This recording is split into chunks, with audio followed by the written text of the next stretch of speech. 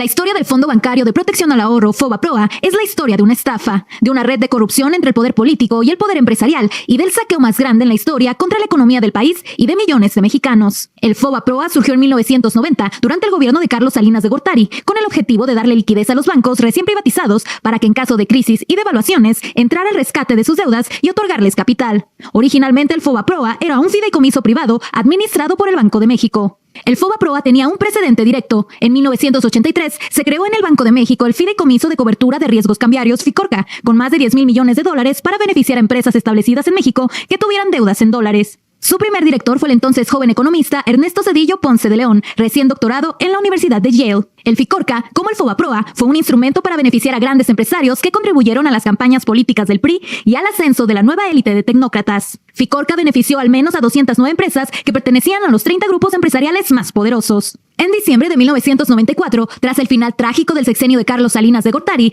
y ante el escenario de un enorme déficit en la cuenta corriente, a su llegada a la presidencia de la República, Ernesto Zedillo decidió devaluar el peso de manera discrecional, avisando solo a un grupo selecto de empresarios nacionales y extranjeros, provocando con ello una fuga de capitales súbita, el aumento de las tasas de interés y la consecuente quiebra de millones de empresas y de mexicanos que no pudieron pagar sus deudas con los bancos. La cartera vencida se disparó en 150% en solo unos meses. El efecto fue tal que entre 1994 y 1996, la población en pobreza aumentó en 17 millones de personas, para sumar un total de 64 millones de personas en pobreza. Como consecuencia del error de diciembre, durante ese sexenio la moneda mexicana perdió más de la mitad de su valor, pasando de 3.4 pesos por dólar a 9.4 pesos por dólar. El gobierno de Ernesto Zedillo decidió endeudarse con 50,000 millones de dólares frente al gobierno de Estados Unidos y del Fondo Monetario Internacional, elevando a 164,000 millones de dólares la deuda externa, cifra sin precedente en la historia del país. Zedillo firmó una carta de intención con el FMI para acelerar el proceso de privatización de empresas estatales, elevar las tasas de interés de manera inusitada, lo que provocó la quiebra de cientos de miles de familias y generó el famoso efecto tequila de la recesión económica mexicana.